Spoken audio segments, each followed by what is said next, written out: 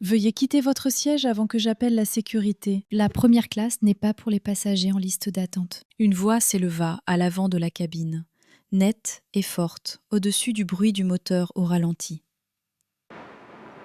Le capitaine Erika Vaughan se tenait droite dans sa veste de marin, bloquant le passage, les mains sur les hanches, parlant à Julian Hayes, comme si elle chassait un fraudeur. Son ton ne laissait aucune place au tout. Elle n'interrogeait pas.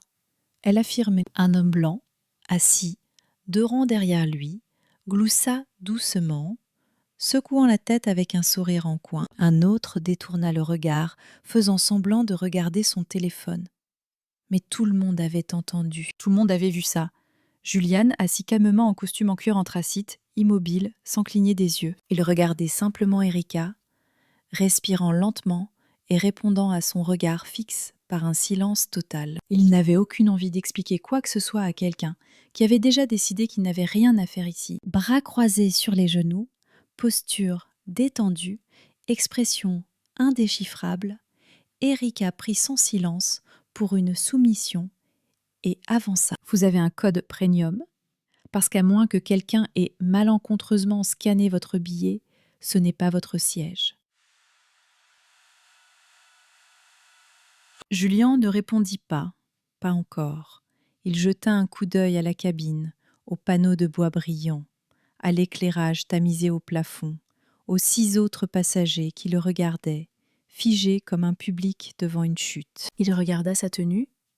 Jean foncé, basket simple, t-shirt gris col rond sans marque, sans aucun regret.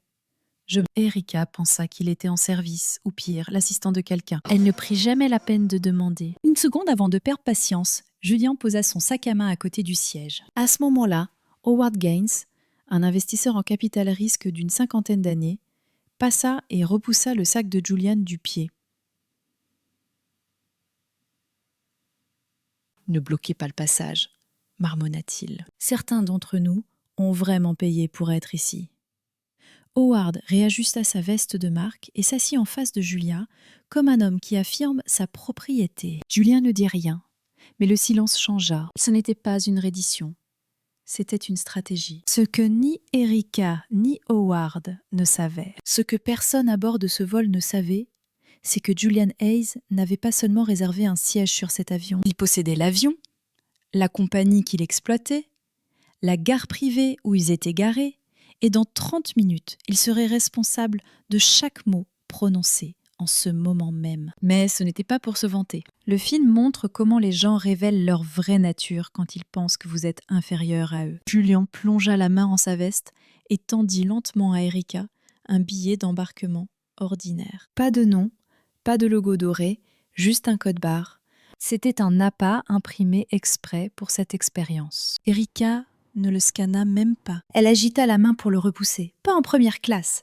annonça-t-elle à toute la cabine. « Vous devrez sortir par l'autre issue de secours. » Un jeune homme blanc nommé Corey Blake leva son téléphone, le pouce prêt à appuyer sur le bouton d'enregistrement. « On devrait filmer cette scène ?» murmura-t-il avant même que la question ne sorte de sa bouche. Tara Munro, consultante en ressources humaines au calme maîtrisé, posa la main sur son bras et chuchota « Vas-y, ne poste rien. Si on doit garder le secret, ce sera avec notre voix. » Corey hocha la tête, sans baisser son téléphone. Pendant ce temps, Devon Walsh, directeur marketing, se pencha vers Julian. « Et dire, cette ambiance est vraiment bizarre, murmura-t-il. Tu n'as pas besoin de boire ça. » Julian tourna légèrement la tête et répondit d'une voix presque en retenue. « Alors ne reste pas là, à attendre que ça arrive. » Erika n'avait pas fini de parler. Elle se tourna vers les passagers avec un air concerné. « Nous essayons de vérifier les informations de tout le monde. Merci de votre patience pendant que nous réglons ce problème. » Julian appuya sur un petit bouton de sa montre connectée et prit son téléphone. « Simone, dit-il. » La voix à l'autre bout du fil devint immédiatement calme. « En attente, monsieur. Protocole 7, lancé, répondit-elle. « Je veux que tout soit enregistré à l'oral. » « C'est en cours, répondit-elle. Erika plisse les yeux.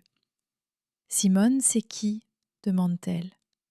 Julia ne répond pas, mais derrière elle, Howard prend la parole. Il explique que c'est ce qui arrive quand on laisse n'importe qui entrer assez fort pour que tout le monde entende. Ça dévalue toute l'expérience. Avec un air satisfait et suffisant, il sort un badge en métal de la poche de sa veste et le brandit vers le cockpit. Ce n'est pas officiel. C'est quelque chose qu'il a fabriqué lui-même, une fausse médaille VIP. Tara le regarde, avec des yeux perçants. Elle dit que personne n'est impressionné. Howard sourit sans chaleur. Certaines personnes ont encore besoin d'un rappel. Puis, sans quitter l'écran des yeux, il laisse tomber un petit papier plié à côté du pied de Julian, qui le ramasse. 3 mots écrits en majuscules à la main. Et c'est l'entraîneur. Triche ?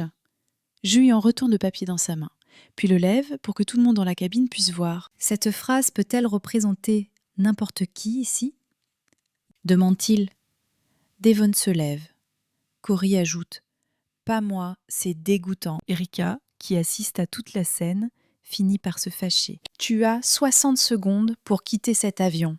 Sinon, je demande à la sécurité de t'escorter dehors. » Julian penche calmement son corps en avant, colle son téléphone à l'oreille et dit « Simone, rappelle-moi. » La réponse de Simone est ferme.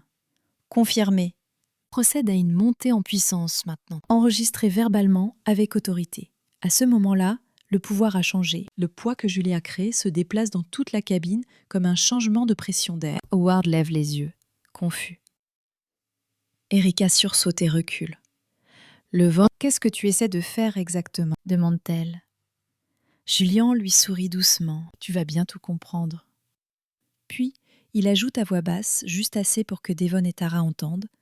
Le problème ne vient pas du siège. Le problème, c'est le silence qui s'installe quand on traite les gens comme ça tous les jours et que personne ne dit rien. À la raideur des épaules d'Erika, au silence final d'Howard, c'était clair. La montre de 30 minutes a commencé à sonner et aucun d'eux n'est prêt pour ce qu'elle va apporter. Si tu as déjà été jugé à cause de ta peau, du silence ou d'un siège, ne détourne pas le regard. Ce n'est pas juste l'histoire d'un homme, c'est l'histoire de ce qui arrive quand l'orgueil silencieux défie le manque de respect bruyant. Restez avec nous car dans 30 minutes, l'injustice montera à bord et atterrira. La capitaine Erika Vaughn n'a pas encore abandonné. Pas du tout. Elle s'était trompée en pensant que Julian Hay serait un homme qui se recroqueville sous la pression. Au contraire, il a fait tout le contraire. Il reste assis, calme, indifférent. Ce qui la rend encore plus furieuse. Elle se précipite dans l'allée et revient avec le premier officier, Paul Kendrick, un homme aux cheveux blonds dans la cinquantaine, qui a l'air aussi inquiet qu'une seconde tenue. « C'est lui !» dit Erika en pointant Julian, comme si elle venait de reconnaître la menace. « Pas sur la liste, siège ne autorisé. » Paul hésite, regarde Julian, puis les autres. « On a une confirmation ?» demande-t-il doucement. « Tu veux que je vérifie avec le personnel au sol ?» Erika ne cligne pas des yeux.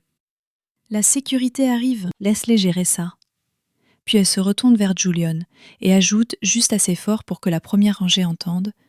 Peut-être que si ta boîte se concentrait plus sur la formation et moins sur la prise de contrôle, tu saurais où t'asseoir. Cette phrase fait murmurer toute la cabine. Devon Walsh souffle comme une soupape de sécurité. Julian reste assis là, tournant la tête. Tu penses que c'est le but de tout ça ? Erika croise les bras. Je pense que tu n'es pas à ta place. Comme Crestwind Ventures quand elle a avalé ma vieille boîte. Julian fronce les sourcils.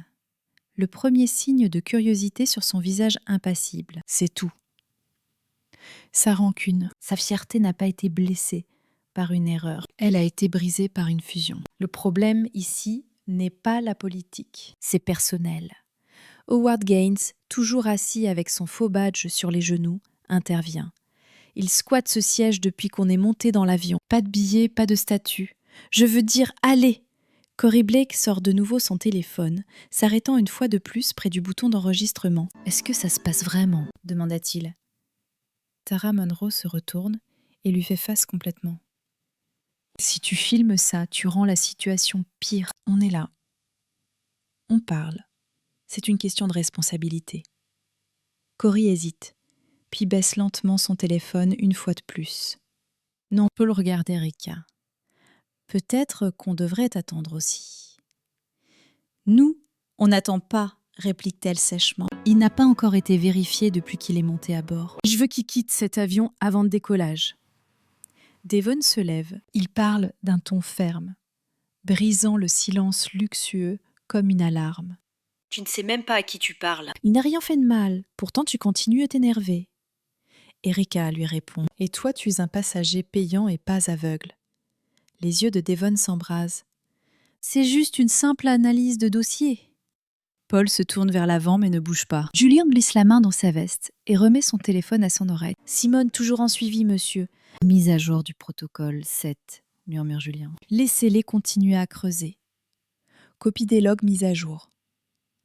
Paul a l'air stupéfait. Julien jette un coup d'œil à Paul. L'homme commence à se trémousser d'un pied sur l'autre. Derrière lui, une vague de malaise commence à se répandre dans la cabine. Nia Turner, qui est resté silencieux jusque-là, lève les yeux depuis son siège de l'autre côté de l'allée. Sa voix est si basse qu'on l'entend à peine.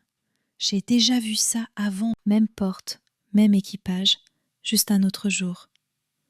Julien croise son regard un instant, puis se tourne vers Erika. Tu dis-le encore. Erika redresse les épaules. Tu n'es pas vérifié, pas de dossier, pas de statut premium et pas le droit d'être ici.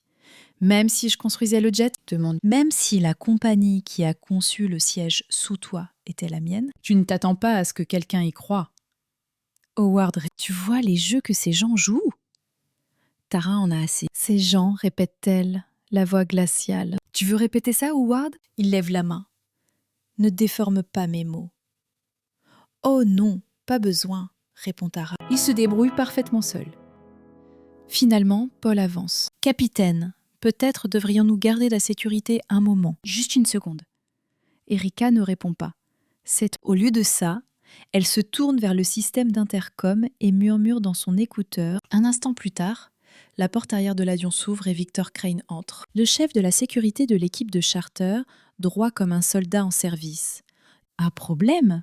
Demande-t-il en observant la cabine. Un conflit de siège, répond Erika fermement. Sortez-le, dit Julien, sans se lever. Imperturbable, mais l'atmosphère se fendit. Corey se lève. Non, il n'a rien fait. Nia se lève aussi. Devon ajoute qu'il le rejette à cause de sa peau. C'est ta phrase, tu la dépasses. Victor s'avance. Maintenant moins sûr de lui. Capitaine, je ne vois rien d'inhabituel. Moi non plus. Erika l'interrompt. C'est un ordre. Paul reste ferme. Julien se penche en arrière et pose les mains sur les accoudoirs. Statut de Simone. Supervision de l'entreprise. Passager noté. Plainte orale. Mise à jour de l'upgrade cabine confirmée. Noté. La voix de Julien reste calme, mais à l'intérieur, un feu se forme. Pas de rage, mais de la détermination. Devon pointe Victor du doigt. Tu le saisis et ça restera gravé dans la mémoire de chaque passager. Vous m'entendez? Tout ce qui se dit dans ce cockpit est témoin. Victor serre les dents. Je respecte la chaîne de commandement. Tara s'interpose entre eux. Et moi, je défends l'intégrité. Howard raille. Vous rendez ça trop dramatique. Enfin, Julien se lève doucement, prudemment. Howard, c'est lui qui parle. Tu crois vraiment savoir ce qui se passe ici? Je pense que tu fais semblant d'être quelqu'un que tu n'es pas. Et alors, quel est le problème? Julien se tourne vers Erika. Tu as demandé à faire retirer, tu as pris la parole, tu l'as exposé au grand jour. Mais il ne m'a jamais demandé mon nom. Elle répond. Ce n'est pas nécessaire, ton nom n'a pas d'importance si ta situation n'est pas valide. Alors laisse-moi t'aider avec les deux, dit Julien. Sa main flotte au-dessus du téléphone. Simone, prêt monsieur, maintenez la consigne, tenez bon. Paul avance d'un pas. Commandant, je pense que vous devez arrêter. Erika ne répond pas. Elle est figée, ne sachant pas dans quelle direction aller. La cabane en bois lui tourne le dos. À Howard, à ce qui avait d'abord été confiance et est devenu pire. Nia s'assoit et murmure. Ils n'ont jamais pensé que c'était nous qui détenions le pouvoir.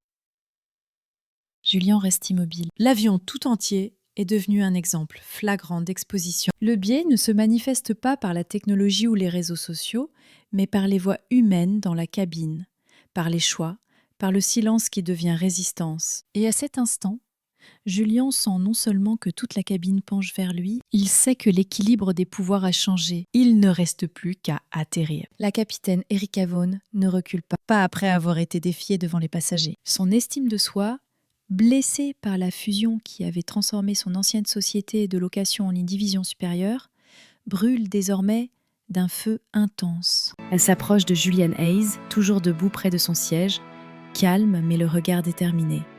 « Je me fiche de qui tu dis être », crache-t-elle. « Montre-moi des preuves, montre-moi une confirmation de réservation, montre-moi un virement, une carte noire, un bilan, n'importe quoi, ou alors quitte cet avion. » Sa voix se serre, juste assez pour que Paul Kendrick détourne le regard gêné.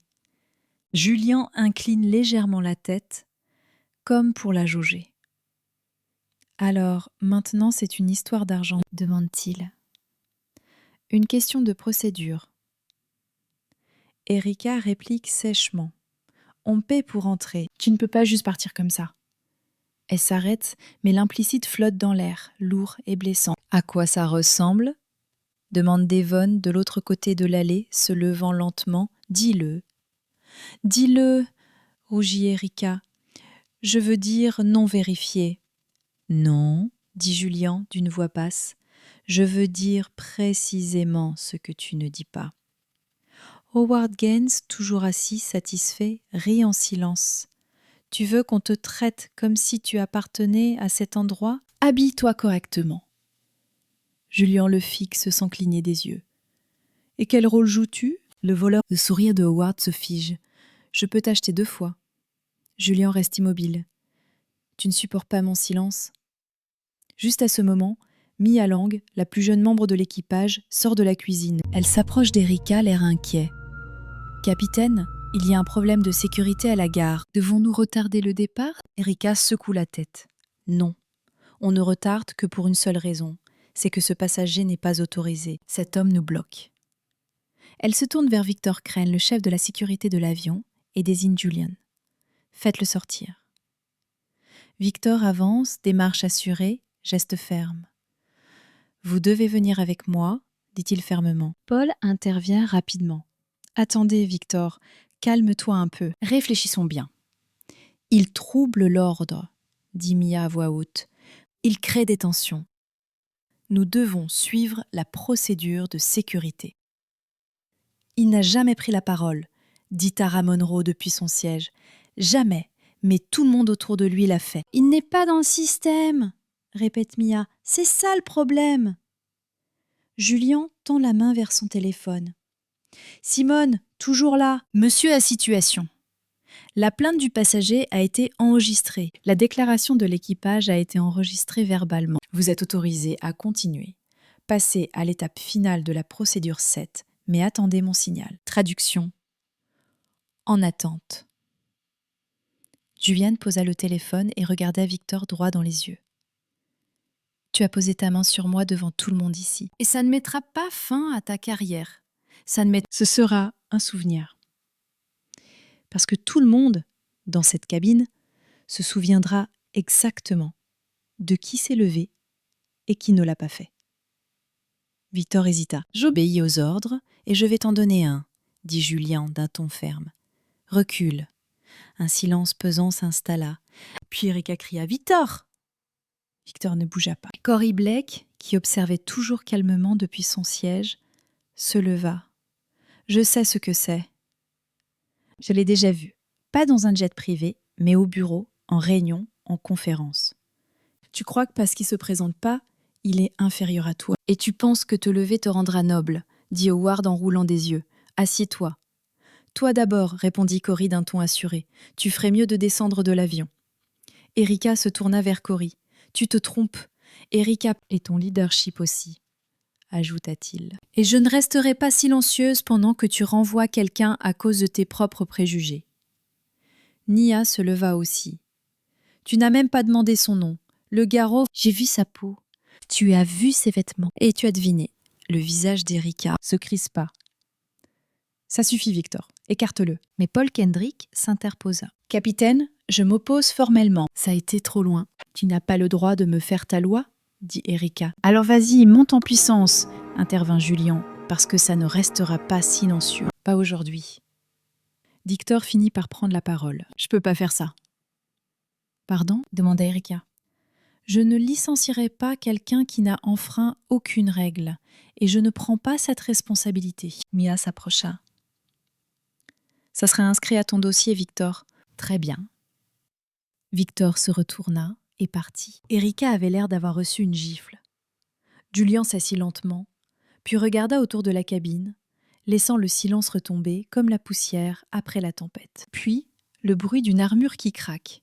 La voix de Paul Kendrick, douce mais claire. « Capitaine, Mia m'a demandé d'appeler la sécurité avant que vous ne disiez quoi que ce soit. Elle a dit que si cet homme ne partait pas, on devrait le qualifier d'agressif, mais il ne l'est pas. » Pas une seule fois.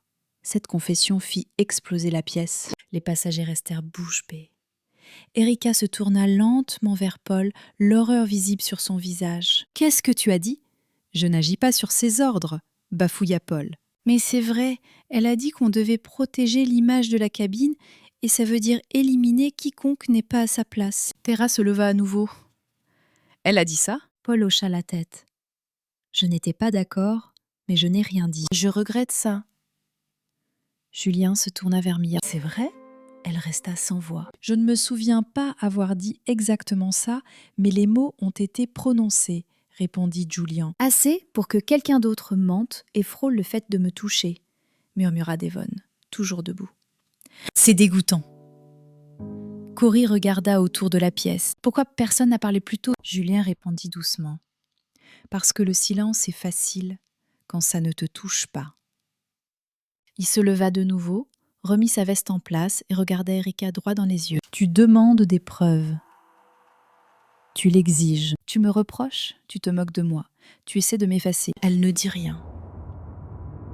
Il fit un pas en avant. « Alors, laisse-moi te donner ce que tu demandes. » Il sortit une carte noire de son portefeuille et la montra. Non pas pour afficher son statut, mais pour signaler quelque chose de plus profond. Je m'appelle Julian Hayes. Je suis le PDG de Crestwing Ventures et je possède cet avion. Chaque boulon, chaque fil électrique, chaque salaire payé à l'équipage. Des soufflements résonnèrent dans la cabine. Cory ouvrit la bouche. Nia fit la moue. Devon parut stupéfait. Les yeux de Paul s'emplirent de regret. Et Erika, maintenant livide, murmura « Impossible. C'est fini. » dit Julian. « Tu étais trop occupé à me repousser pour réaliser que tu étais dans mon espace. » Les lèvres de Mia tremblaient. Victor baissa les yeux. Howard attrapa son insigne, puis le reposa. « Simone ?» Julian parle au téléphone. Maintenant, la dernière étape est confirmée. Le remplacement de la cabine a été enregistré. Rectification interne en cours. Prêt à recevoir les prochaines instructions, Julian laisse ce moment en suspens, puis avec la sérénité d'un homme qui a attendu assez longtemps, de Julie. Il parle assez fort pour que tout le monde entende. Maintenant, c'est parti. Le silence après la révélation de Julian Hayes ne dure pas longtemps. La respiration d'Erika Vaughn devient de plus en plus lourde. Ses yeux scrutent la cabine comme si elle cherchait une issue qui n'existe pas. Lang recule d'un pas, les lèvres entr'ouvertes mi-figées, comme si toutes ses excuses venaient soudain à manquer. Victor Crane baisse la tête et sort de l'allée. Il ne fait plus la garde, mais se retire. Julian reste debout au centre de la cabine, les bras lâchés de chaque côté, regardant chaque visage, sans arrogance, mais avec clarté. « Capitaine Vaughn, dit-il calmement, c'est votre dernière chance de parler en tant que leader, pas en tant qu'accusé. » Erika ne répond pas. Le poids de ce qu'elle a fait, de ce qu'elle a assumé, ordonné et protégé, pèse sur elle de toutes parts. Paul Kendrick, qui a avoué avoir caché la vérité, s'assoit lentement, comme si ses genoux ne pouvaient plus supporter sa culpabilité. Nia Turner se penche, hors de sa chaise, la voix tremblante. « J'ai fait des dizaines de vols. C'est la première fois qu'une personne comme moi dit ce que nous savons tous et le prouve par notre force. » Cory Blake entre dans l'allée, caméra éteinte, la main levée. « Solidarité. Nous avons tous été témoins de ce qui s'est passé. Du début à la fin, il n'y a plus de retour en arrière. » Julian hoche la tête, puis décroche son téléphone. « Simone est toujours là. » la compagnie a tout reçu. Tous les enregistrements audio ont été confirmés. Le rapport d'incident de l'équipage a été établi. L'autorité a été établie. Bien, dit-il, les yeux rivés sur Erika. Ensuite, ordonnez le licenciement immédiat d'Erika Vaughn, Mia Lang, Paul Kenrick et Victor Crane. Un souffle haletant résonne dans la cabine. La main d'Erika se pose sur sa poitrine. Vous ne pouvez pas nous licencier comme ça, dit-elle, la voix tremblante. Devant eux, juste devant eux, répond Julien. Parce que vous m'avez humilié devant eux, qu'ils entendent à quoi ressemble la justice quand elle ne frappe pas à la porte. Elle répondra. Paul se cache le visage dans ses mains. Mia murmure. « S'il vous plaît, je n'ai jamais voulu que ça aille aussi loin. »« Vous avez menti, dit Julien.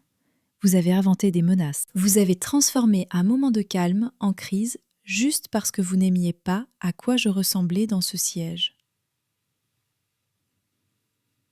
« Et Paul, dit Julien en se tournant vers lui, d'une voix toujours calme, peut-être que vous n'avez pas déclenché tout ça, mais vous avez soutenu cette histoire jusqu'à maintenant. Le silence, c'est à cause de vous. »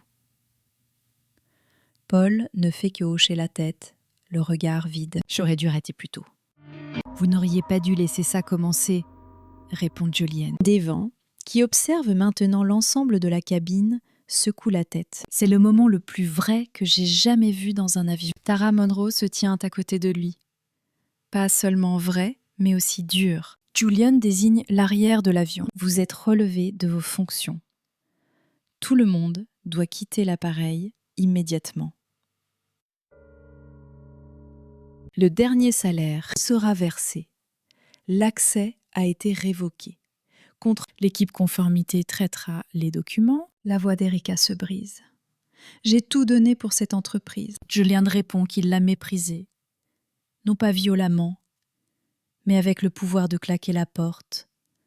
Elle recule, les épaules tremblantes, et manque de peu de heurter Victor, qui n'a toujours pas bougé. Victor, ajoute Julian, vous avez été choisi. Vous avez suivi les préjugés, puis vous avez hésité, mais les dégâts sont faits. Victor hoche la tête. Je me suis trompé. Je ne vais pas m'y opposer. Mais dès que l'équipage commence à ranger ses affaires, prête à descendre, quelque chose change. Mia se tourne vers Julien, la main tremblante, et dit entre deux souffles hachés. Il y a autre chose. Je dois parler tout de suite. Julien fronce les sourcils. Mia baisse les yeux, puis les relève, parlant doucement, mais clairement. Il y a eu au moins 10 plaintes l'année dernière contre Erika, venant de passagers noirs, du personnel. Je n'ai déposé aucune plainte. Je les ai supprimées. J'en ai parlé à Paul pour 2 plaintes. On avait peur que l'entreprise réagisse de manière excessive. Toute la cabine reste bouche bée. Julien ne bouge pas, mais son regard change. La déception s'accumule sur la retenue. Tu les as supprimées ? Oui, répond Mia en pleurant maintenant. Je ne savais pas comment faire autrement pour protéger l'équipage. Erika est respectée. Elle travaille dans l'aviation depuis 20 ans. À quel prix ? Demande Tara.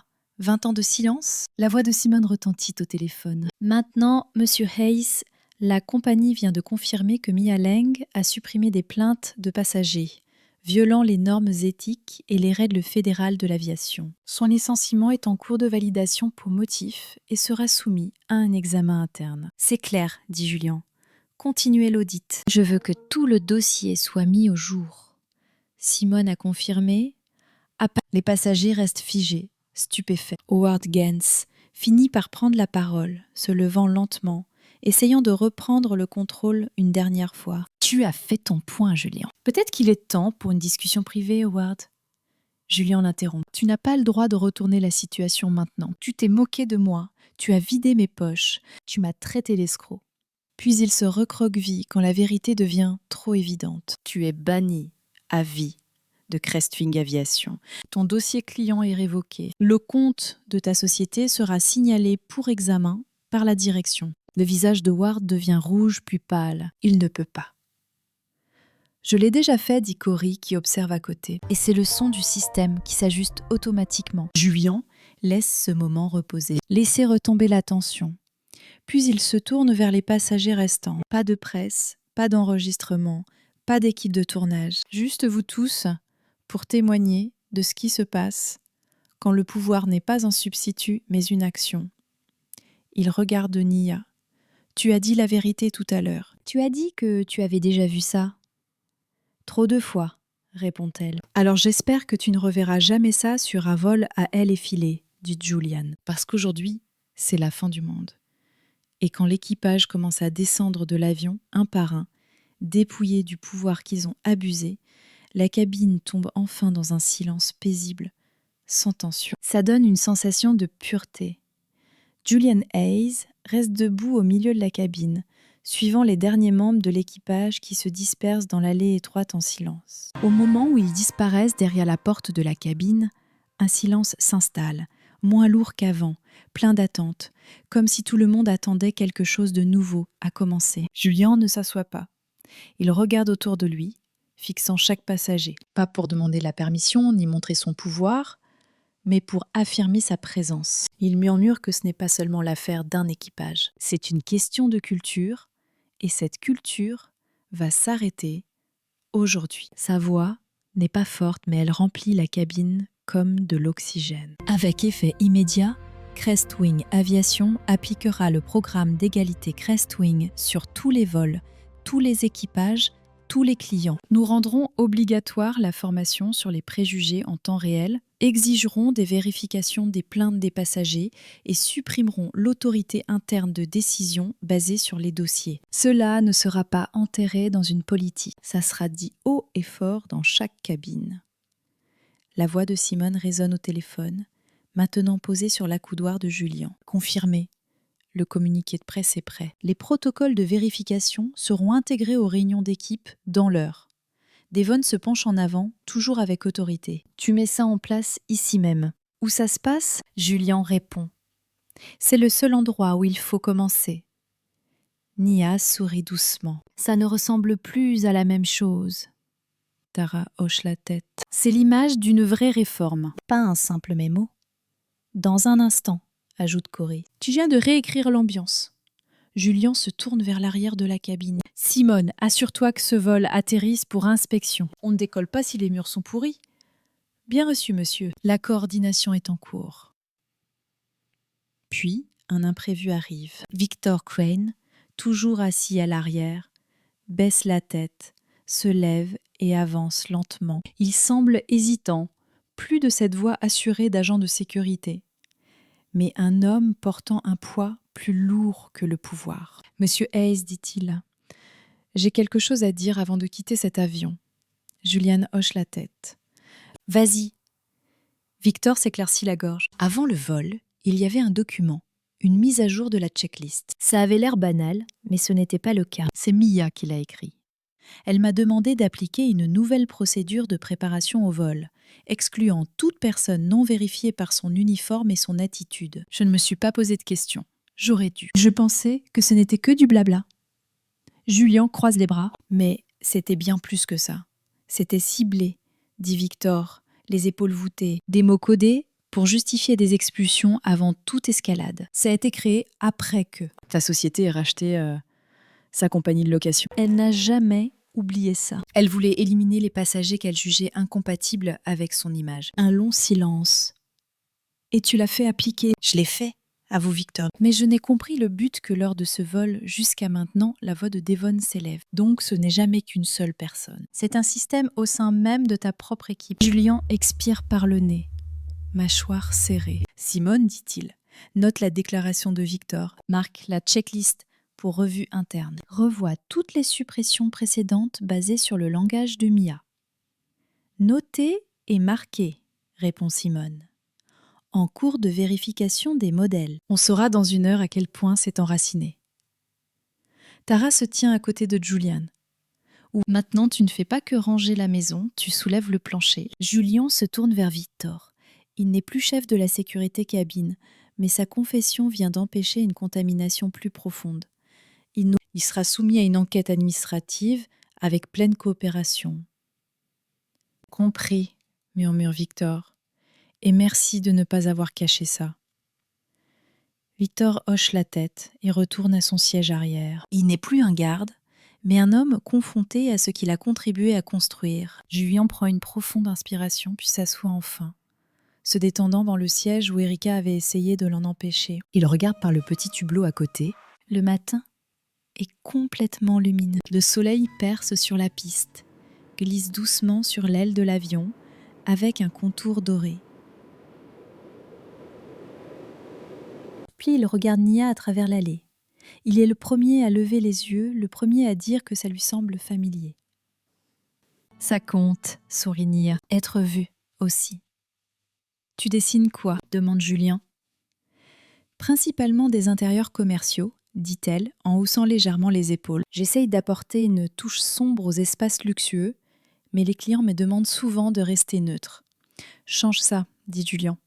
Le mois prochain, tu seras invité au siège de Cresswings. On refait l'intérieur de la flotte et je veux que tu vois tout ça.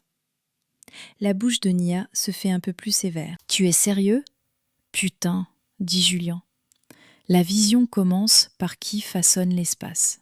Cory applaudit doucement. Je viens juste donner du pouvoir à ce siège. Tara s'appuie sur l'appui-tête, sourit et rend ce vol plus significatif que la colère. Puis Devon se tourne vers Julien encore pensif. Je peux poser une question ? Julien hoche la tête. Tu savais que ça allait se passer comme ça. Julien s'arrête, les yeux concentrés. J'avais un doute. Alors, tu es monté à bord comme un PDG secret ? Non, répondit Julien. Je viens en tant qu'homme noir en jean et basket parce que je ne devrais pas avoir à porter un titre pour être traité comme un être humain. Cette phrase était dure à entendre. Cory murmura « Merde ». Toute la cabine plongea dans le silence. Ce n'était pas le silence tendu d'avant, mais un silence qui suivait la vérité. Julian s'assit enfin, soulagé de pouvoir se reposer. « Nous ne devons pas montrer la peur, dit-il. Nous sommes là pour être respectés. » La voix de Simone résonna dans les haut-parleurs. « Monsieur Hayes, vous avez modifié la politique d'abonnement en 27 minutes. Le déploiement final est prêt à être signé. » « Parfait, répondit Julien. Parce que la prochaine fois qu'on décollera, ce sera sous un ciel différent. L'ambiance dans le cockpit avait changé. Pas seulement en énergie, mais aussi en but. Ce qui avait d'abord été un espace silencieux de mépris était devenu quelque chose de rare, une forme de calcul aérien. Julian Hayes restait assis, sans arrogance ni satisfaction, mais solide autour de lui. Les passagers n'étaient plus seulement des observateurs. Ils étaient témoins de quelque chose de personnel, même si cela ne les concernait pas directement. La voix de Simone réapparut, régulière et calme. « Monsieur Hayes, la nouvelle directive sur l'équité en cabine a été distribuée à toutes les bases de l'équipage. Les premiers rapports de conformité commenceront à midi. » Julien hocha la tête sans rien dire, laissant le moment s'installer. Puis il regarda Tara, toujours debout près de lui. « Vous voulez ajouter quelque chose ?» demanda-t-elle en haussant les sourcils. « Ajouter quoi ? Ajouter la directive, Julian, dit-il. Tu travailles aux ressources humaines. Tu as été témoin de ce qui s'est passé en temps réel ? » Tara réfléchit un instant. « Ne te contente pas de vérifier les plaintes. Vérifie aussi les silences. Surveille les groupes qui ne rapportent jamais d'incidents. Ce n'est pas efficace. C'est une gomme. » Julien sourit. « Pas large, mais réel. Reconnu de l'autre côté de l'allée. » Devon tapota doucement l'accoudoir. « Je peux dire quelque chose d'étrange ?» Julien se retourna. Aujourd'hui, l'étrangeté est bienvenue.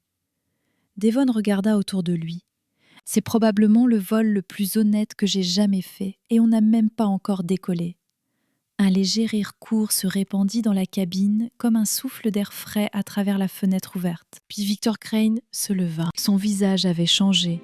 Fatigué, mais plus lumineux. Il descendit l'allée et s'arrêta près du siège de Julien. Sans envahir, juste présent. Il commença à parler, les yeux baissés. Il y a quelque chose que je n'ai pas dit avant, pas parce que je le cachais, mais parce que ce n'est que maintenant que je l'accepte moi-même. Julien fit un signe encourageant. « Vas-y. » Victor s'éclaircit la gorge, la voix rauque. « Il y a 8 ans, je travaillais sur des vols commerciaux. Nous avions un passager noir, bien habillé, ponctuel, calme, en première classe. Aucun problème. » Le personnel de bord ne le croyait pas. Ils m'ont appelé, m'ont demandé de vérifier et m'ont dit qu'il essayait sûrement de monter en classe économique en douce. La cabine est restée immobile et j'ai fait ce qu'il fallait. Victor continua. Je suis allée vers lui. J'ai demandé à cet homme de montrer une pièce d'identité. Il a demandé pourquoi. Je n'ai pas su répondre, alors il me l'a donnée.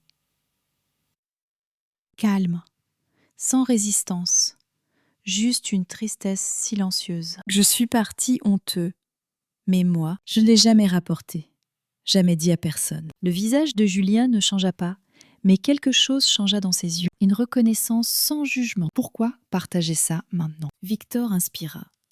Parce qu'à l'époque, j'avais peur, et j'ai laissé cette peur guider la façon dont j'appliquais les règles. Ça commence subtilement. Un regard, un arrêt, un doute.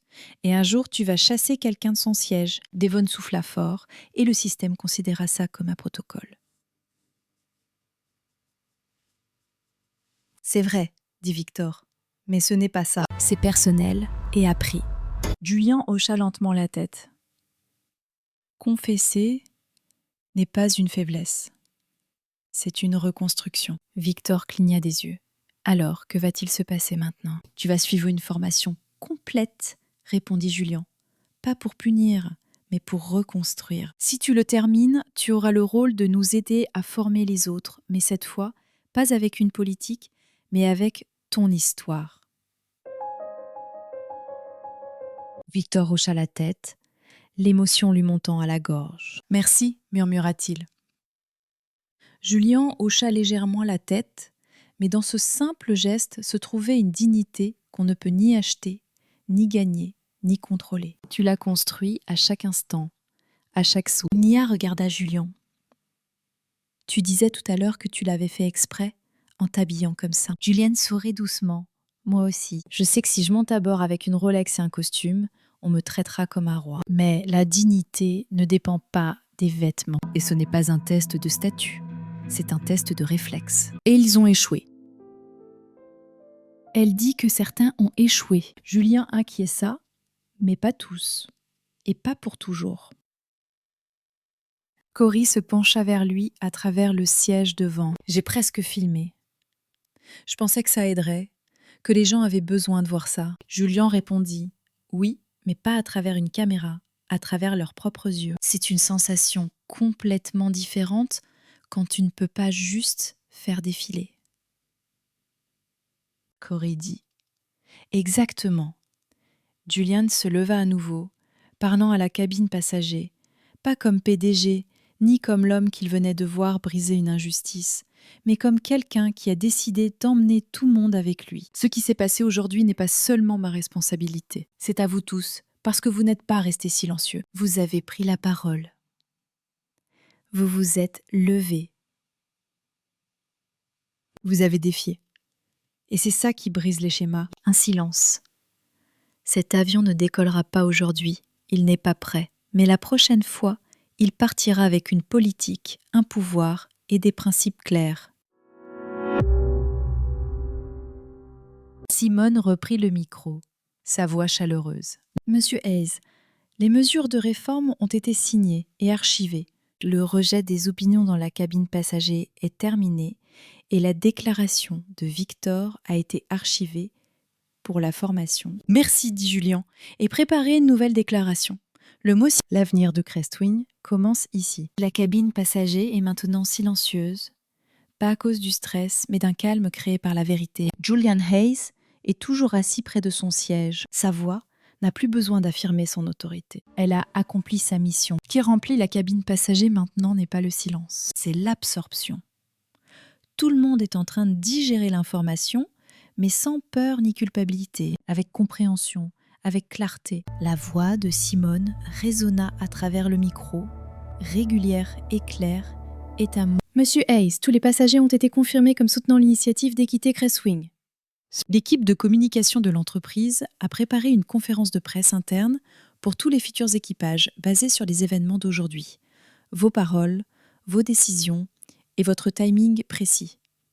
Julien hocha légèrement la tête et répondit à haute voix. Alors faisons de ce moment la norme, pas l'exception. Devon, assis en face de lui, se pencha en avant. Tu sais que ça va faire du bruit? Cette nouvelle va se répandre. Les gens ne croiront pas que ça s'est passé sans caméra, sans fuite. C'est justement ça le problème, dit Julien. Le changement n'a pas toujours besoin d'être vu. Parfois, il faut juste une pièce pleine de gens qui décident que ça suffit. Puis, une voix nouvelle se fit entendre au fond de la cabine.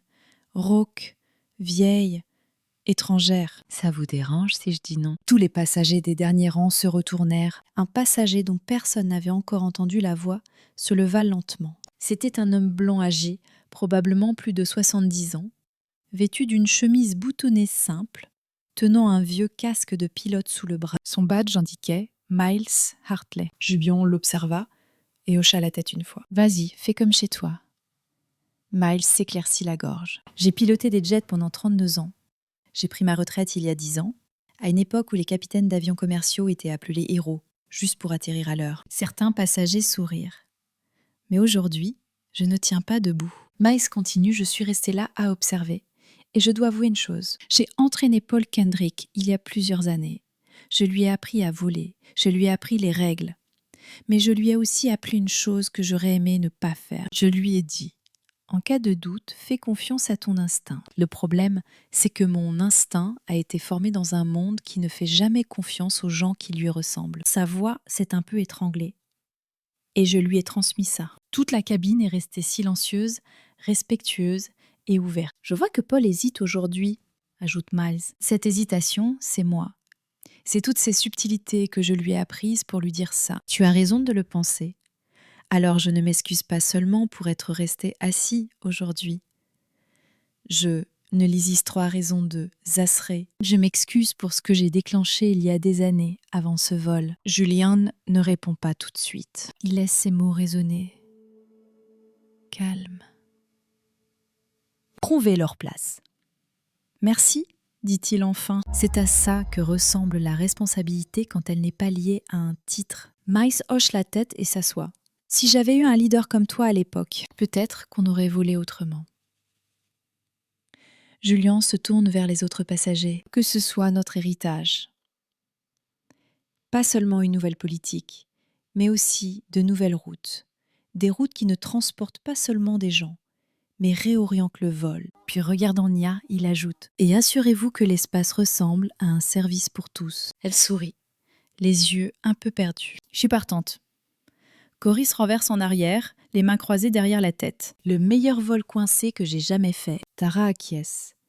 Et c'est le seul vol où j'ai eu l'impression qu'on allait vraiment quelque part. Julien attrape une dernière fois son téléphone. « Simone, c'est moi. Prépare une lettre d'excuse officielle pour les passagers de ce vol. Ma signature, pas légale. »« C'est fait, » répond-elle.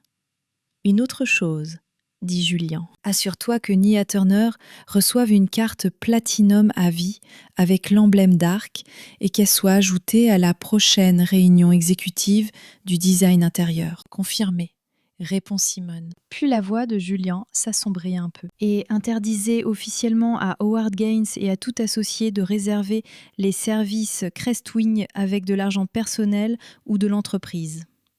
C'est noté et enregistré, conclut Simone. Julien pose son téléphone. Le temps d'attente du matin est terminé. Mais la prochaine étape, construire quelque chose de mieux, ne fait que commencer. Il se lève, jette un coup d'œil à la piste baignée de soleil et ajoute une dernière fois, ce n'est pas avec l'équipage, les passagers ou même lui-même, mais avec l'atmosphère. Cette cabine a échoué. Puis elle a guéri. C'est notre nouvelle norme. Et sur ce, il appuie sur un bouton, ouvre le système de communication interne de la cabine et annonce une dernière fois à toute la salle. Merci à tous de ne pas avoir détourné le regard de ce qui s'est passé ici. Il n'y aura plus jamais de vol Crestwing qui décolle dans un silence incontrôlé. Et ce n'est pas une promesse, c'est une politique. Le jet est resté cloué au sol toute la journée, mais la vérité qui a décollé à l'intérieur de ces murs ira bien plus loin que n'importe quel kilomètre parcouru en vol. Et ça suffit pour l'instant. Si tu crois au changement, Ça ne commence pas par un hashtag, mais par du courage. Partage ça. Fais savoir aux autres que la dignité ne chuchote pas, elle atterrit. Parce que le silence protège le pouvoir. Mais parler, c'est comme ça qu'ils volent.